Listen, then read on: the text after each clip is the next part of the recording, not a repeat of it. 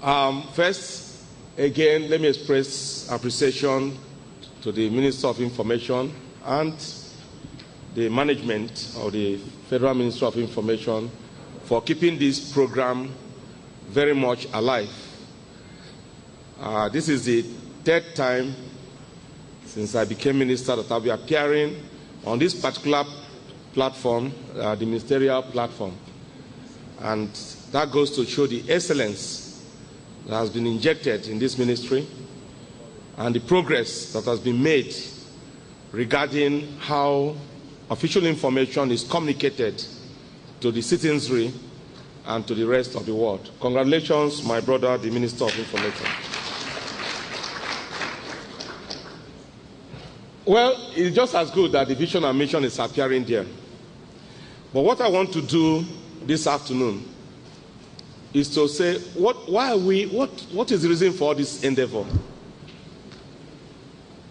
What is it that the Federal Ministry of Health and its agencies, what are they really doing that will make Nigerians to say, yes, there's a need for that ministry, there's a need for those agencies, and that is the end result. Today, we are here on this platform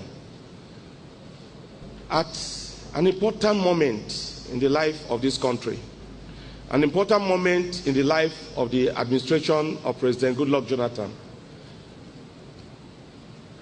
We know that next year, this present administration will come to an end and there will be elections. What has been happening since this administration came on board? This is the time to discuss that. This is time to say, has there been any change in the situation, in the lives of Nigerians, health-wise? I want to say, certainly, there has been a positive change. There has been a positive change. Actually, one of the things we changed when President Jonathan came was the vision of the Federal Ministry of Health. We felt it was not enough to operate locally. We felt we needed to operate beyond even the world standards. And that's why the vision statement says, a world-class government institution that ensures a healthy Nigeria. Even before we tackled and conquered Ebola in the first battle that came to us here, I'm waiting if he wants to come back, we'll battle it, but he's not coming back. We had long decided where we wanted to play. We had decided we were going to play at the world-class level because that vision, that new vision, was introduced early in 2012.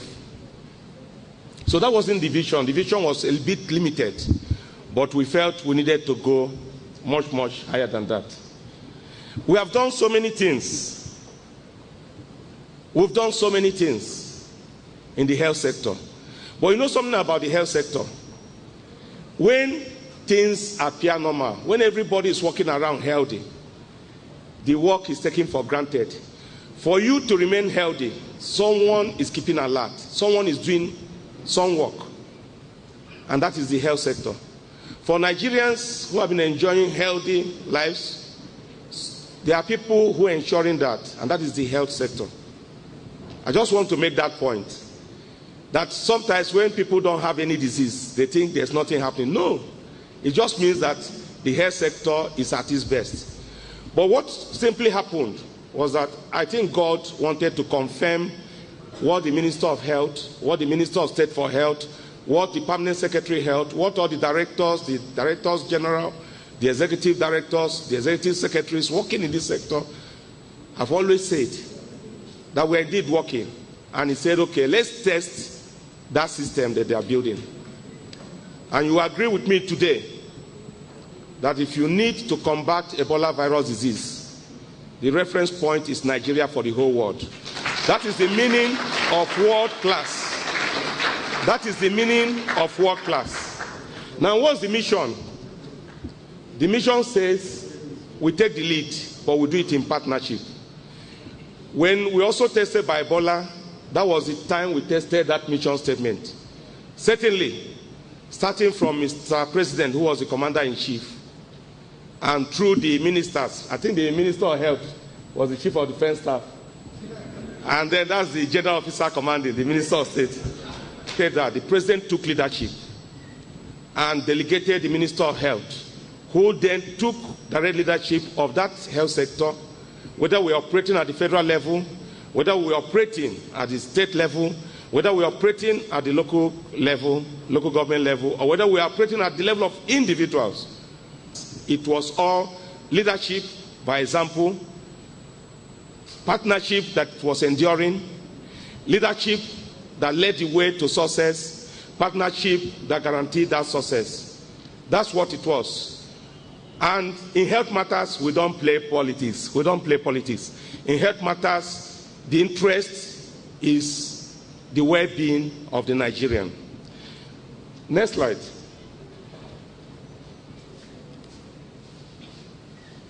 Well, part of the mission next. Now stop here. Now, while you are watching that, I just want to tell you what has changed since President Jonathan came on board. What has changed? Now, taking a look at the statistics, what are those important statistics we need to look at? When President Jonathan came on board, we were still battling with guinea worm disease.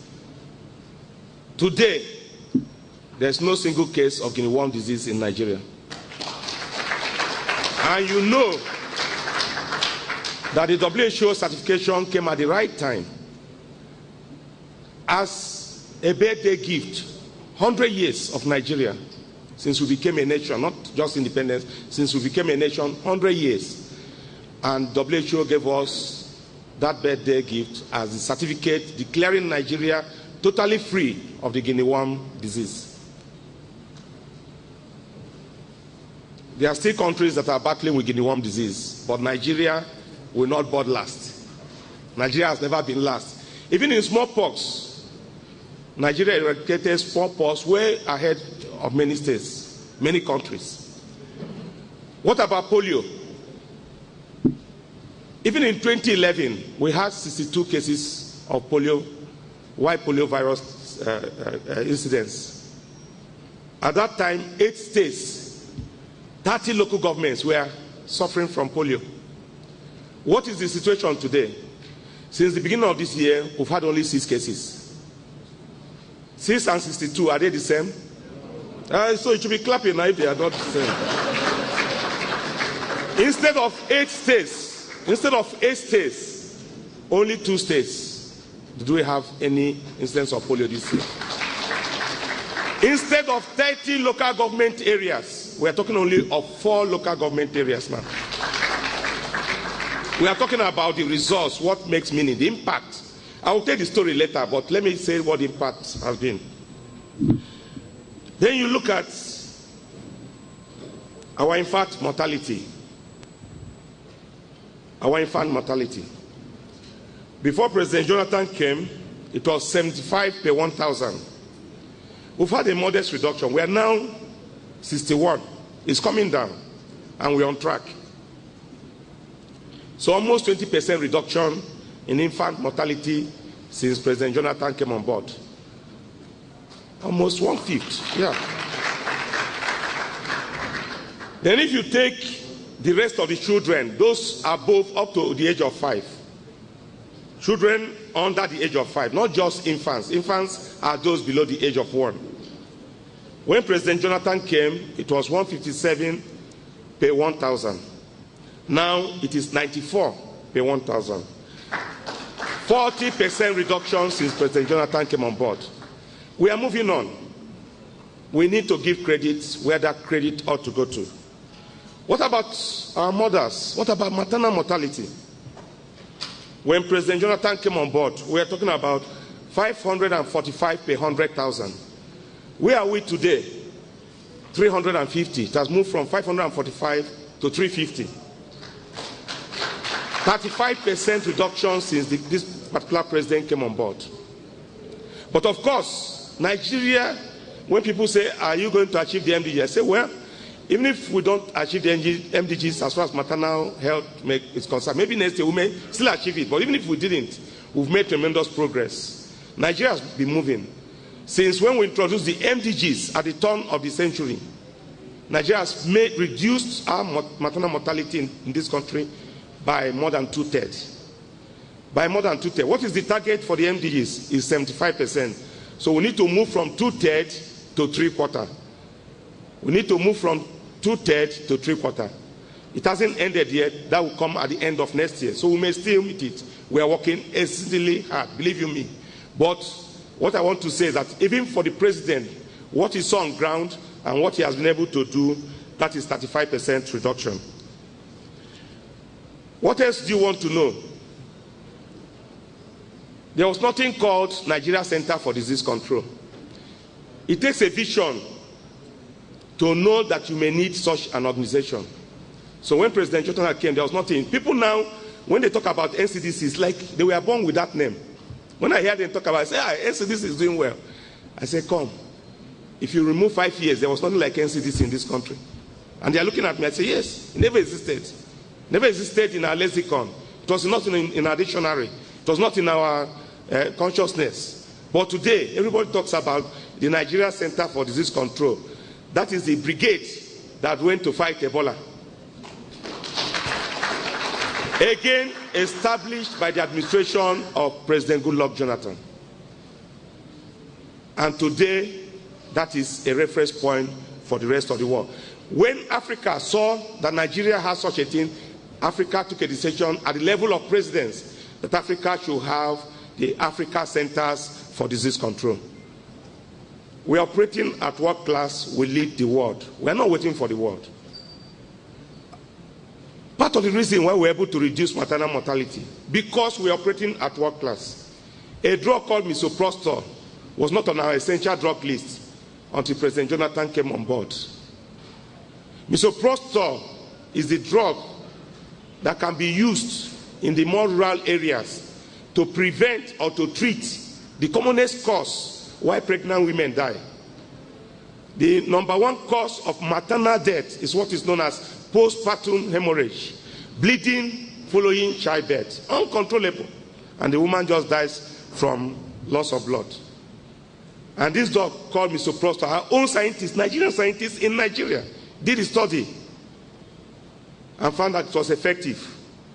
But it took the administration of President Goodluck Jonathan to insist it has to be on the essential drug list. Some people told the minister when we had to do it, don't do that. No other country has put it on its essential drug list. And I laughed. I said, so you have made my day now, so I'm going to be #1. They said, it's not what we are saying, minister. We say, no country is doing it. Why should Nigeria do it? I said, no, what I want to hear, do you mean I'll be the first person to do it?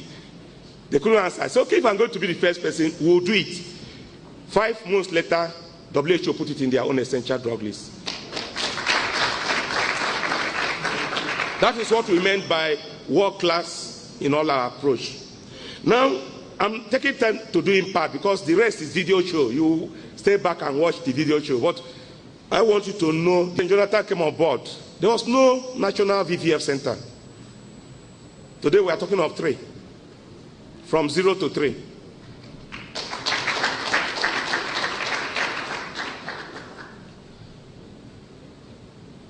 Before President Jonathan came on board, we had 7 national blood transfusion centers. Now, when we have terrorist attacks now, at least the problem is not from blood. But we had 7 national blood transfusion centers. Today we have 17. More than double the number. More than double the number. And you are talking about health insurance coverage, total in the country. At the time President Jonathan came on board, we are hovering around 5%. We've moved. We're talking about 7.4% of the population today. I know Nigeria has a large population. President wants to take it to where? 30%. And very soon, the president is going to flag off an additional 24 million Nigerians who will come on board.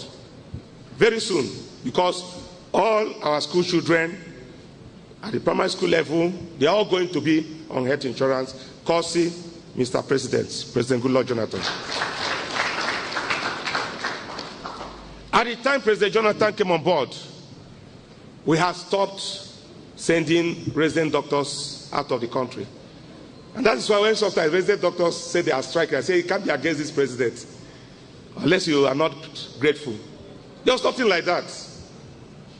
It took President Jonathan to direct that in 2012, 60 doctors should be sent abroad for those skills that we could not impart in the country.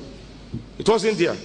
Now people can go on strike because they say it's not well funded, but it wasn't there at all. There's a difference when something is absent and when it's there.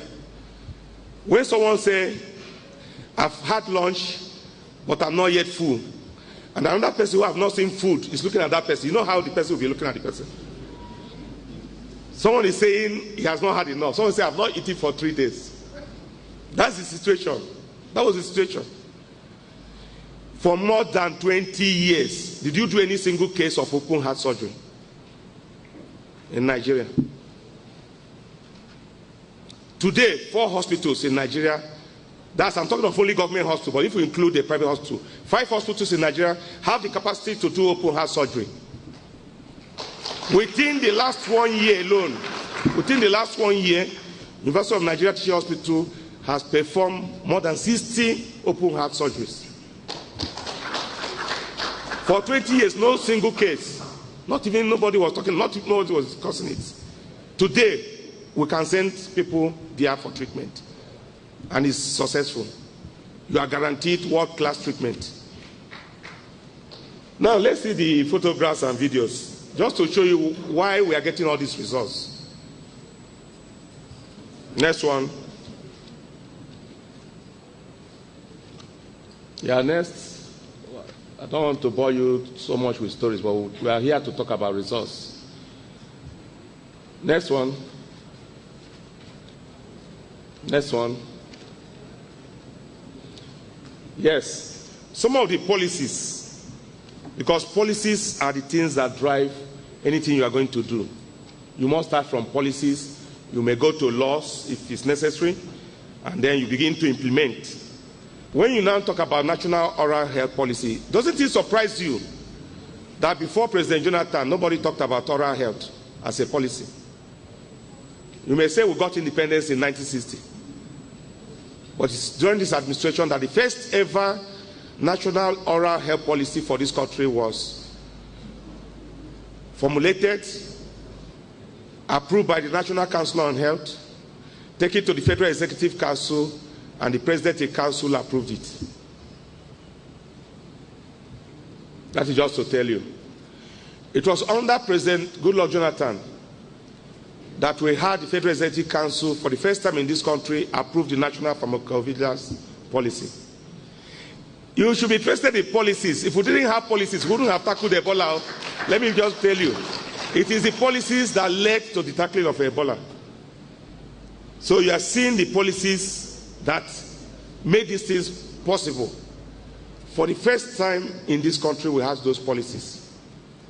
It was President Jonathan and his administration that looked at how do we begin to ensure that Nigerians are not exposed to fake and counterfeit drugs.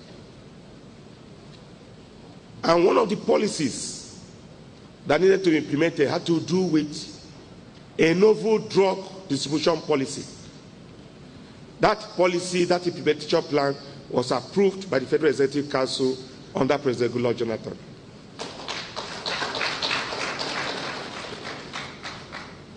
Now, I told you that policies are important, but you also sometimes you need laws.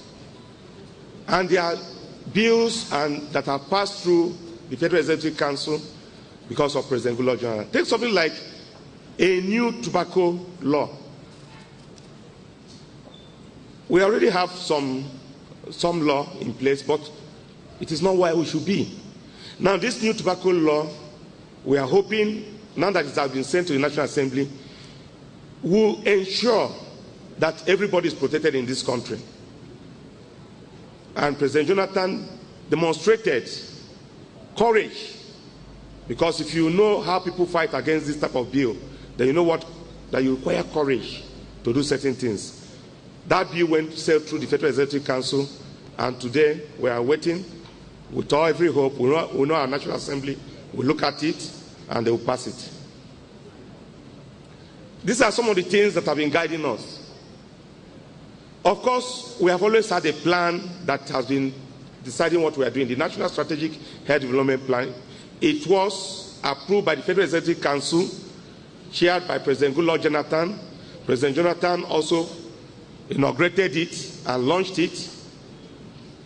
And today, that plan, every year, we do a joint annual review to see how well we are doing. It is not about just having a policy. It's not about having just a plan and you think you are doing well. You need to look at yourself, criticize yourself, so you can continue to do well. Next slide. Okay, hold on with this. Now, again, it may surprise a lot of you that while other people are talking about ambulance service, nobody ever thought about those working in the ambulance. It takes vision. The 100 years of existence of this country, President Goodluck Jonathan's administration has decided we will begin to train paramedics. We have produced a curriculum. We have decided those who will go and accredit the institutions that will train them. We are going to open a register. This is happening now. Now, you can begin to talk about buying ambulances. Very important. It's easy to talk about these things. What about medical physicists? Who are those people? Yes, when you have cancer, which is an unfortunate thing, but there's hope. One of the treatment modalities is radiotherapy. We are beginning to have a number of radiotherapies, thanks to the training currently going on. But there's a group, many people don't know. They have to calculate the dosage. They have to focus the radiotherapy to ensure it does not go to where we didn't want the rays to go, so that you don't develop complications. 100 years as a nation, 50-something years as an independent country, we did not have a register. Now, we have a register for medical physicists. Medical physicists, for you even to begin to think and dream to be a medical physicist, you must have a minimum of masters in physics. I think it's very easy, isn't it? Masters in physics, is it not easy? You can't do bachelor's even. Now, first you have to get masters in physics. Then you now begin the training to become a medical physicist. Nothing like that. No training. The first ever training on medical physics in Nigeria took place last year. And you know who the president was? Who was the president last year? You've forgotten? No, who was the president? Say it loud now. After 53 years of independence, after 100 years as a nation, it took someone and the leadership to move a team to get things doing in this country. Now we are registering them, we are training them, we have drafted a bill so that they will have their own council. That is what we mean by transformation. Now, within this period, we said Nigeria cannot remain static. We have to be world class. Yes, it's the duty of the Senate of every university to approve the curriculum of any course. But we felt we could help. And working with our diaspora, those of us who are living outside, Nigerians, good Nigerians, wonderful Nigerians, intelligent Nigerians, world-class Nigerians, working with them, we were able to produce a new template for training doctors, which is what no country in the world has had. They will be copying it, but they won't give us the credit. And we worked with the National Universities Commission. We worked with the Medical and Dental Council of Nigeria. We worked with the medical schools. All the stakeholders, everybody was on board. Today, we have something, you don't need to reinvent the wheel. For e-Senate, they just need to put a few local things there, and they fly with it. We worked with the Federal Ministry of Education because it has to be a collaborative effort. That is why both Minister of Health and Minister of Education wrote the foreword to the document. Now, what about herbal medicine? Nigeria should actually be the home and the headquarters of herbal medicine. Except that we have never done one thing. If someone is going to be a herbal practitioner, that person is doctor. It doesn't need to put N doctor. I'm a native doctor because I'm a native of this country. Of your method of treatment.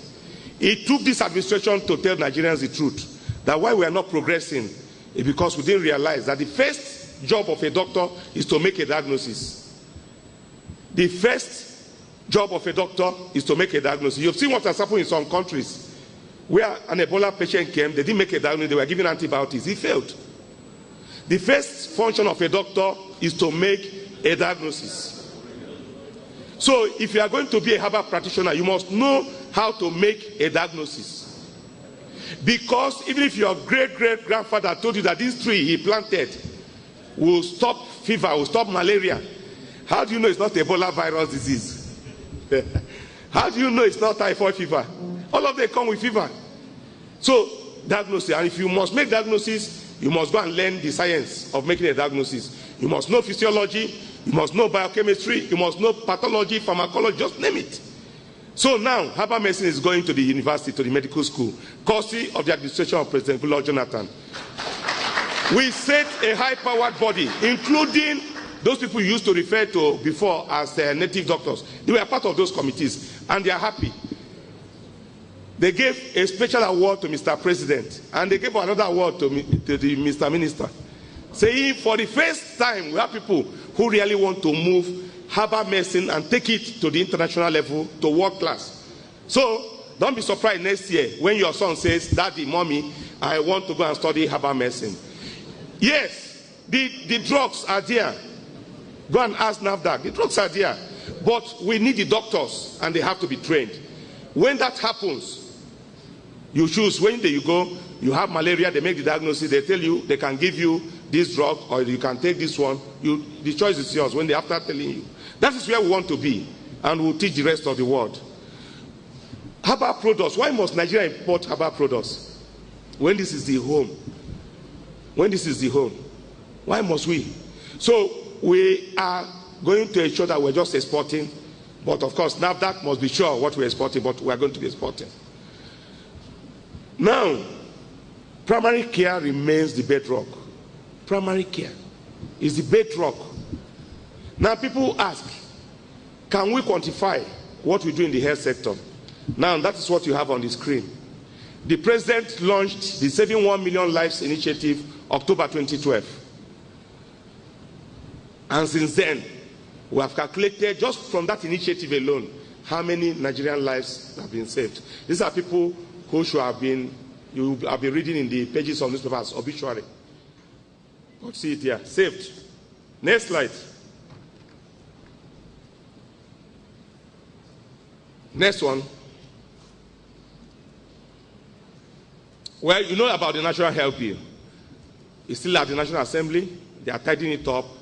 They will soon, hopefully when they resume, they will transmit it to Mr. President, and Mr. President will assent to the National Health Bill.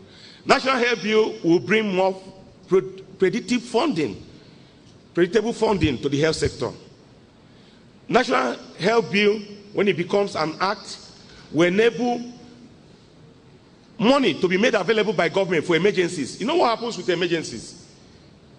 That's why people must travel with their ID cards, because when you have road accident, for instance, you can become unconscious. So God will then send a good Nigerian who may rescue you, take you to a hospital, a private hospital. Now, private hospitals survive because people pay fees. If people get where they don't pay, that hospital will go down. How do you pay? Now, for the first time, that's what the National Health Bill is all about. For the first time, we're going to have predictable funding kept somewhere for all Nigerians. So all you need to do is have your ID as a Nigerian. You will benefit from that. Nobody prays for these accidents, just like nobody prays for any death. But why you know that people actually know that illness will always come is that they're always telling their children, put medicine during jam filling form, put medicine. If you ask your child to go and read medical lab science or pharmacy or nursing or medicine, don't say you reject it. You are not wishing other people ill luck. It's for everybody. I hope people understand it. So anytime you want your son to go and read medicine, what you are saying is that people will get sick. And when you see a mortician living near you, it reminds you that people will die one day. So we just want to get ready and make sure no Nigerian is taken by surprise. That is all we are doing. Now, Nigeria championed something for the World Health Organization. Nigeria is a world leader. We sponsored a resolution so that this trafficking of counterfeit drugs across countries and people coming even to Nigeria to dump these drugs will stop. Of course, those making money from it opposed it, but we knew where we are going. After 3 years, it was then adopted at the World Health Assembly. So don't think that people just go from Nigeria to World Health Assembly to go and do shopping. No, it's serious work. We don't sleep when we go there. So you can see what we are doing. Next. Now, talking about fake drugs even, we have introduced IT into it because this is the age of technology. We cannot go less than world class. Now, when I represented Mr. President, when NAFDAC was ready and invited Mr. President said, Minister, go and represent me, and went and launched the use of SMS to verify the products you are buying. Some people were skeptical. But that day, when I got home, someone said they tested. And Minister, it's true, I was able to confirm. I said, look at you. You thought the president would go and launch something that is fake. Now, even people who buy drugs on bulk through the TrueScan can verify whether what they are buying is real or not. Again, it was not there until this administration came on board. We are now moving from manual. We don't want to be doing things manually. We want to move things automated, high class, world class, international standards. That's what we are doing. I was somewhere in a meeting yesterday. Someone was saying, Honorable Minister, we have a technology we'll introduce to you. You know, the use of GIS, GPRS to track disease. When he finished, I said, how do you think we've been tracking polio? How do you think we won Ebola? The person was looking. And they say, Minister, come. People don't know what has happened. It's transformation. Next.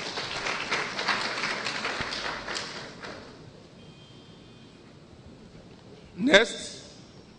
Because we need to save you time. We need to talk so many things. Next. Of course, President Jonathan, anything that is good, he will not discard. And part of the problem in Nigeria these years were lack of continuity. Continuity for good things. Obviously, something is not working, should be discarded. But when something is working, if you want a country to progress, continuity. Now, the president inherited the refurbishing of hospitals that was given to a company called VAMED. But because he saw that it was a good project, he went ahead and commissioned a number of hospitals. If you go to somewhere like Aminu Kano Teaching Hospital, you'll be proud you are a Nigerian. Go there. If you go to Usman Danfodio University Teaching Hospital in Sokoto, you'll be very proud you are a Nigerian. Honorable Minister, we went with you to Jos on good governance stuff with the media. And as it happened, I think God planned it. So at seeing will be believing. There was all the RL, CT scan, MRI. And then the consultant neurosurgeon, world-class neurosurgeon was there. And he was explaining it to the media. You see, this is the blood clot in this brain. That's why this man is unconscious. In the next 1 hour, the theater is being prepared now. I'm going to take him there. Once I evacuate the blood, the man will wake up. And when we came out, the media was saying, Minister, you didn't tell us all this. I said, see me trouble. We've been coming here. Haven't we been telling them? I'm telling you again this afternoon. And that was just.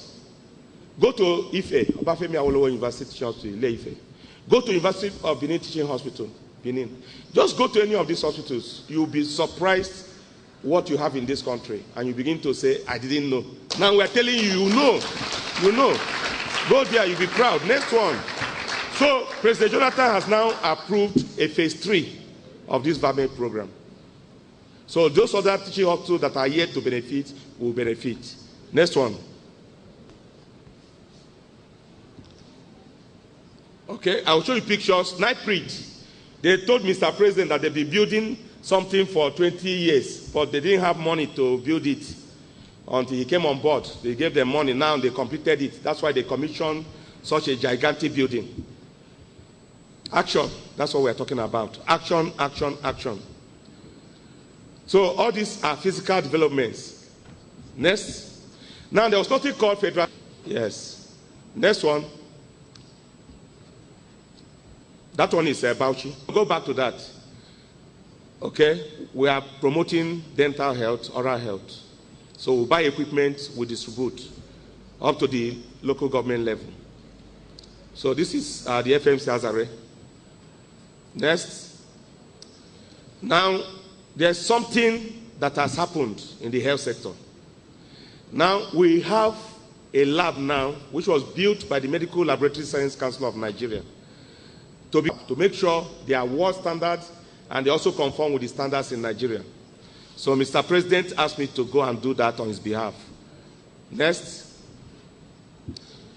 Now, the Federal Star Hospital, before the president goes anywhere, we have to be sure that it is what they claim that the president will not go and commission anything that doesn't function.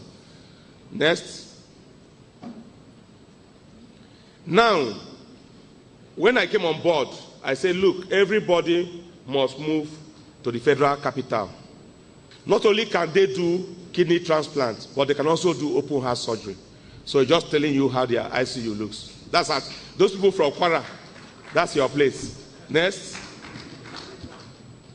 Now this is Newi, Namdi.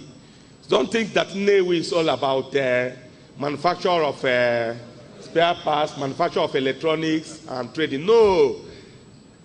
Even in health, they are doing very well. Of course, you know who Nnamdi Azikiwe was. So you can't name any hospital after him if you were University Hospital. Next. Next, that's Calabar, University of Calabar Teaching Hospital. Again, part of the VAMAID project. Next. Next. Yeah. Mr. President will commission 2 buildings for NCDC. Their main administrative block, which is such a gigantic beauty. But this is the laboratory. Of course, they have series of laboratories. That's why we can diagnose Ebola virus disease in at least 6 laboratories in Nigeria today. But this will be the headquarters of all the laboratories under the NCDC. Very soon, the president will go and commission. Next. Next. Now, we started developing trauma centers. And the first of those special trauma centers to be commissioned by Mr. President is this. Of course, that day he asked the Vice President, His Excellency, the Vice President, to come. Many of my colleagues, fellow ministers who have gone there, they came to me and said, Minister, we never knew this kind of thing was possible in Nigeria. I said, look at the people doing it. Are they not world class? They couldn't talk. So that's National Trauma Center at the National Hospital. We don't wish anybody, we don't wish you trauma.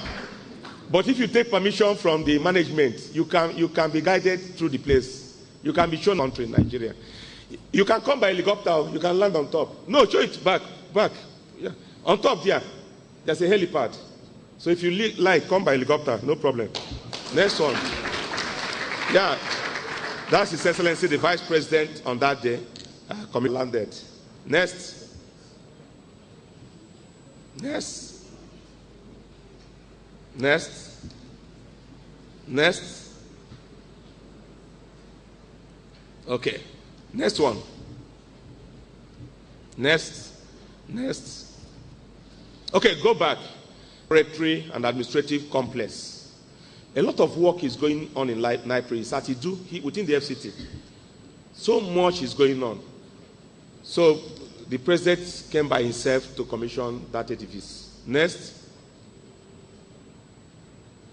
Now, one of those structures we had that enabled us to have capacity to do with Ebola virus disease, a special intensive care unit for when someone is really critically ill from diseases like Ebola virus. Here at the University of Abuja Teaching Hospital, I commissioned this myself. Next. Now, Ibadan. University College Hospital Ibadan decided also to take the idea of PPP to a different level.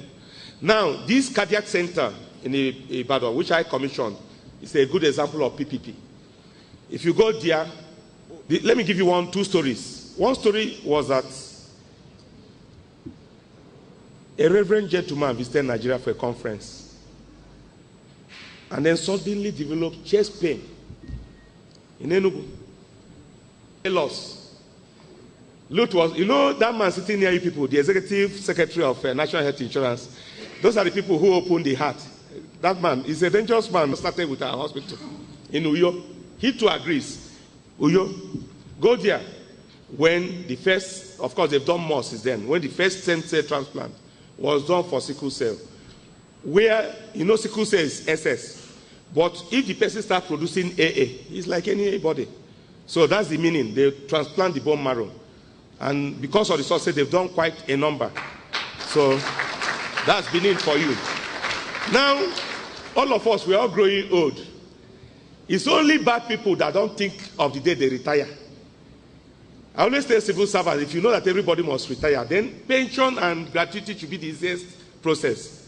We are thinking like that in the health sector. We know all of us will grow old. Thanks to people like Chief Tony Aneni, who supported UCH. Again, what I'm saying that is to encourage other Nigerians that you can work with government. Chief Tony Aneni supported and worked with UCH to produce the first built-to-purpose geriatric unit. Of course, National Council of Health has already taken the decision that every hospital must have a geriatric unit to take care of senior citizens. Go there.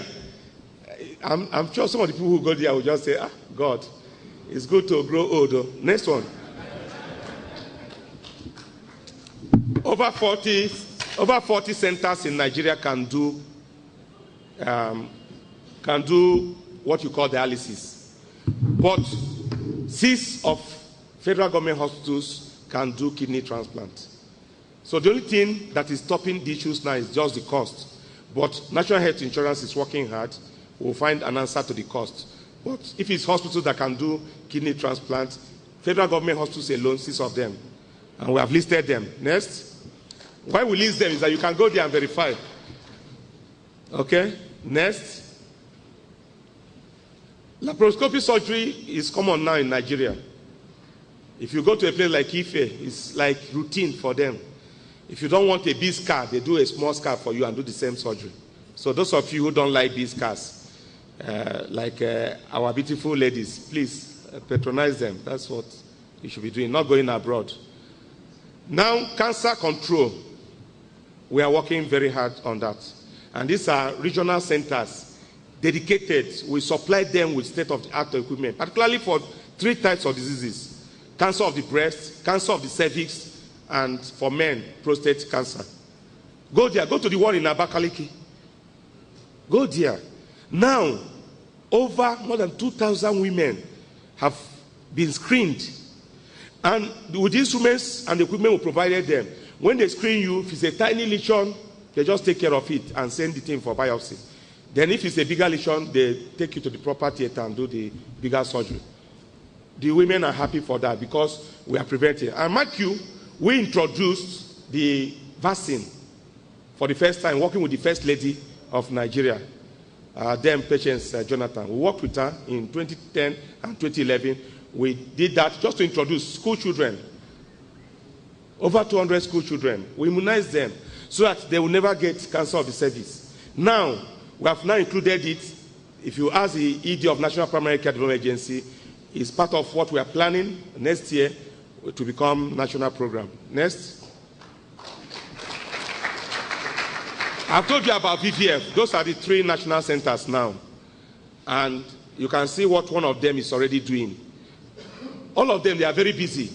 Remember that when the president was presenting the 2013 budget, 2014 budget, he made it clear that there was special fund just for our women and girls. And one of the areas Federal Ministry of Health decided to work on was to increase the number of women, because there's a backlog. What we are doing now is prevention, but there's a backlog of women with VVF. And under that program alone, not the routine ones, under that program alone, we did over 2,000. Next one. I can't possibly tell you everything. Some of them you read later. Next. Next one. Now, Federal Medical Center here. The then Minister of Health, when we had an unfortunate incident when some officials of the National Association of Nigerian Students, you are waking up now, one of their former leaders, when unfortunately they had an accident, the Minister of Education, because this was the education sector, visited, because they were treated, they were going to Calabar, and before they got to college, they had that access. So the hospital they took them to was FM Sumwa here. The first micro-surgical operation, they sent us this photograph. So it doesn't have to be a big teaching hospital. This Federal Medical Center, Umaya. There, the hospital, they didn't produce their own sanitizers. So when the hospital is even going that far, you know that they've conquered a lot of things. Next. The immunization coverage in Nigeria was hovering less than 50. Now, we're almost 70% coverage. Our target is 90% and above, but we're hovering over that. In some areas, actually, I'm talking of national average coverage, but in some states, we're already hitting 92%. You can now see that mistake is not only restricted to Nigerians, mistake is everywhere. So don't think Nigerians are different. We're all human beings. Anybody can make mistakes, but what is important is not to repeat the same mistake. So you move forward from the time. Nigeria is a place people are wondering, how did we do it? We lost people, unfortunately. We lost. Even though not as much as we lose in other parts of the world, but we lost people. May their soul rest in peace because they were the martyrs of this war. But majority of the people we had to admit because of Ebola virus disease, the vast majority were discharged. And they are the healthiest people. If you want one person you need to invite to your house, and so you are not afraid of Ebola virus, the survivors, they are the best. Not even your spouses, not even your children, not even the minister. It is the survivors. They are the safest people as far as Ebola virus disease is concerned. They can't give you Ebola virus disease. They are the best. So that's the statistics. But what was important is that we worked as a team.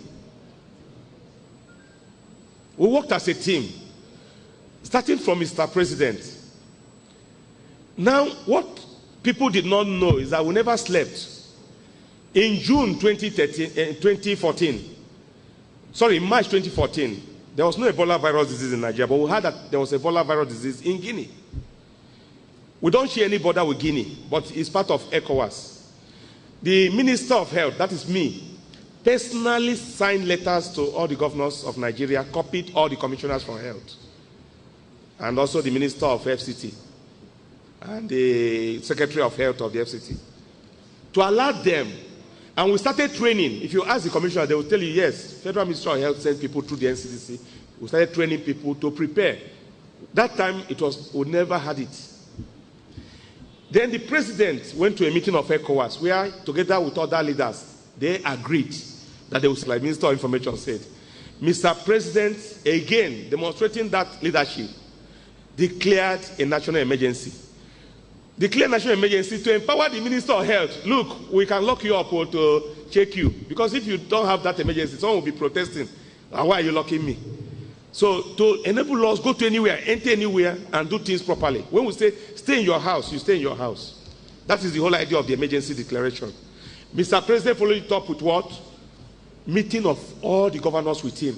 And he said, come with your commissioner for health. Every state, including the FCT, spoke. Meeting lasted 4.5 hours. The president sat there throughout the 4.5 hours.